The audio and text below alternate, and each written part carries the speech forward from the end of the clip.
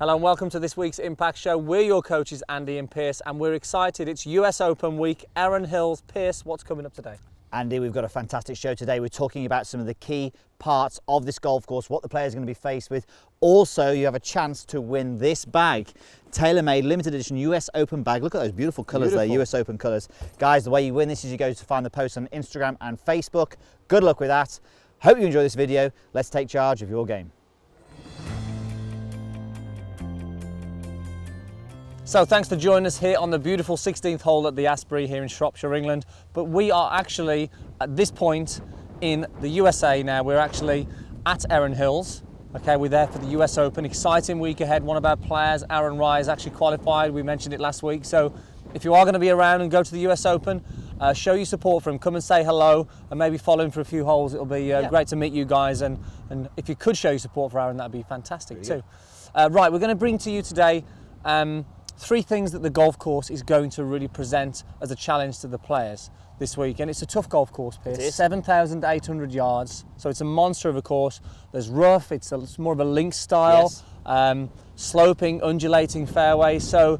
And it's never hosted a US Open before, so the players are going to be tested to the max, aren't they? Brand new course. I mean, they don't really know. We don't even know what sort of score is going to win this, so it's going to be an interesting week. It is, yeah. So, I mean, we're going to bring you three tips, as we mentioned here. We're on the tee here, so today's first one is all about driving and some of the challenges that the players are going to be really faced with there. So, Piers, we're on the 16th, dogleg left round the corner.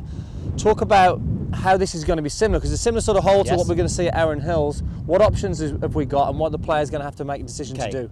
So as you said, Andy, the first thing is 7,800 yards. So there's going to be a lot of par fours, which are going to be over 500 yards. Par fives over 600 yards. So looking to maximise your distance off the tee is definitely an option you need to look at. So let's look at this hole first of all, and let's describe how we can perhaps do that. So if we go down the hole, you have a safe option to play an iron to the corner of the dog leg where the bunkers are. That's fine. You can hit a 3-iron, 2-iron hybrid into that area there.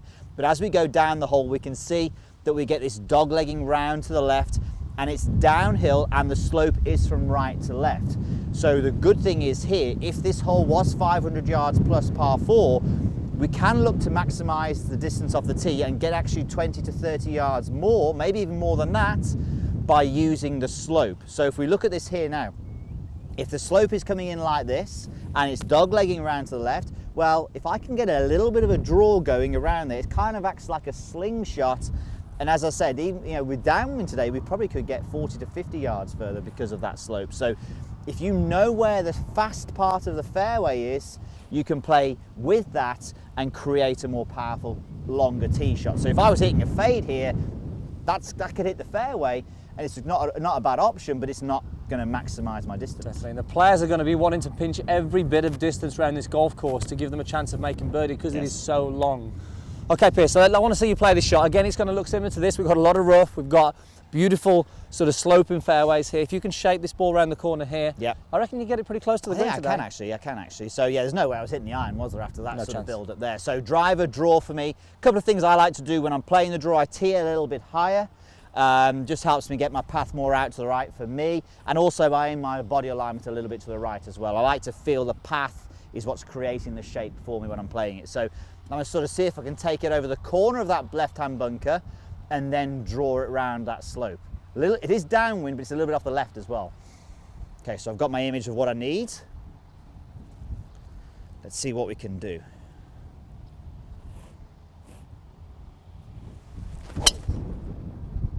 And that is as good as you are going to get.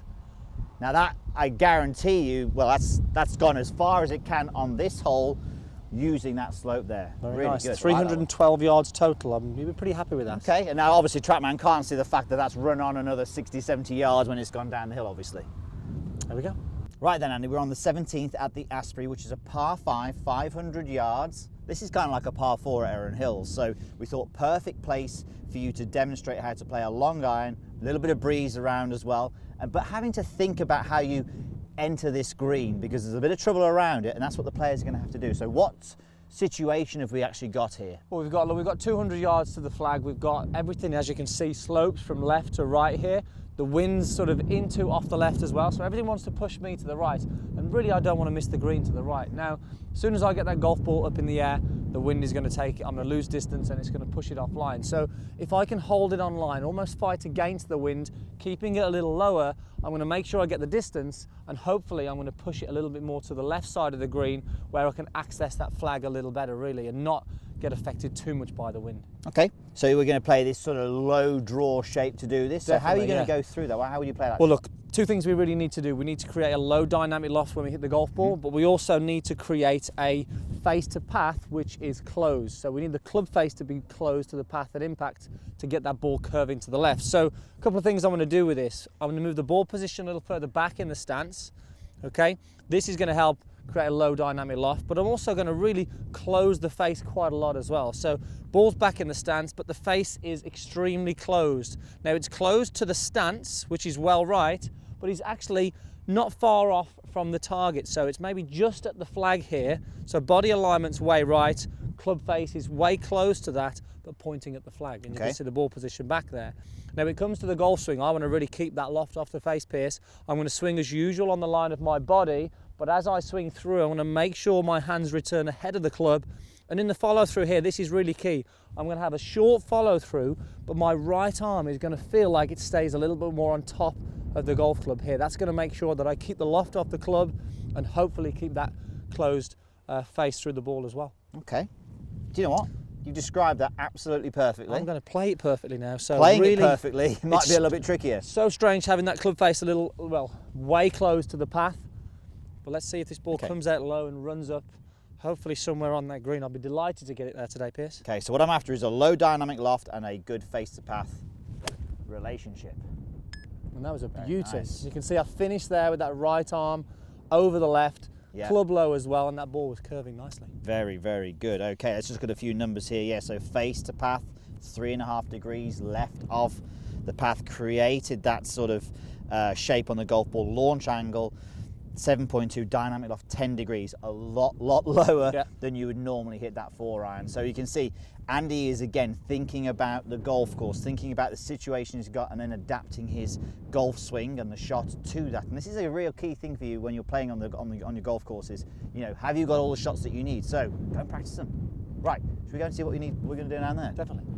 So we've made it down by the green now. At Erin Hills, you're going to see big greens, lots of undulations, and because it's so open, as already discussed, there's a lot of breeze, a lot of wind around. So these are all the sort of things that you need to consider when playing the shot. So Andy, you've got about 30 yards to this flag, very undulated green, into the wind, which plays a part obviously. What sort of things are going through your mind when you're looking at this shot? Well, we've got a slope that's at 3/4 of the way up there, so that's certainly something that I need to be thinking about. But I need to be thinking about, well, do I want to get it and land it over the slope to make sure I take that out of it, or do I actually want to roll it up the slope? Now it's into the breeze today, as you said, so along the ground might be a good thing, but actually flying it all the way isn't a bad thing either, because I've got that wind sort of pushing it back so I can get a bit of spin on the shot.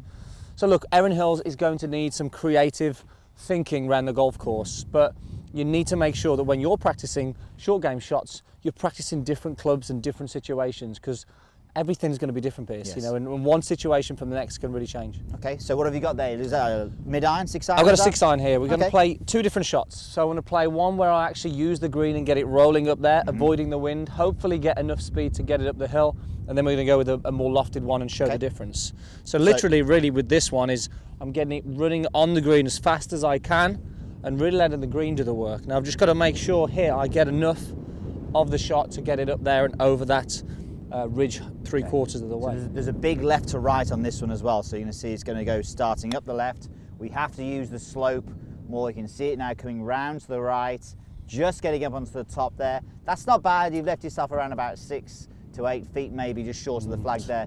It could have done better, but I think the good thing with that is that if you would have had 10 goes of that, that's an average to a poor one. You're never going to have a disaster with that club. So that's one thing to consider. So that's a safe option, Piers. But I do risk there really leaving it short like I have. I managed to get up the bank, but that could have easily sort of come back down there. But with the lofty club now, I'm going to hopefully take that out. And into the breeze I can land it maybe a little bit closer to the hole and hopefully maybe guarantee, maybe a little riskier for the amateurs out there just in case they don't strike it, but certainly a good way to get that landing spot on. Okay, let's see you play it. And as you said, it is probably the more high tariff shot, but into the wind definitely makes this shot a lot easier. So this is 56 degrees. 56 degree. I'm going to worry so much about the brake. There will be a little bit of left to right when you get over the slope. It's a little bit pushed, but you can see, look how quickly that stopped. Yeah. So actually, pin high on that one, and you've probably got a similar length put to the other one there. So line wasn't quite as good on that time, but you can see that is a very easy way to play that shot for a skilled golfer like yourself. Maybe for someone who is looking for a more consistent shot, you probably go with a low one. I think you're going to see the guys at Erin Hill's faced with this situation probably go towards flying it. But for you guys, I think maybe a safer option is get it on the ground as fast as you can. But experiment with both so you're armed with the tools. That's what we'd say. Thanks for watching. We hope you enjoyed that. Now comment below who you think is going to win the US Open, and make sure you check out our swing analysis this week on who we think is going to win. Right, and also guys, if you're serious about improving your golf this year, hit that subscribe button down below. Definitely, and don't forget to check out our website, meandmygolf.com, where this month it's all about improving your irons. You can sign up for a free 30-day trial, click the link in the corner, and we'll see you over there.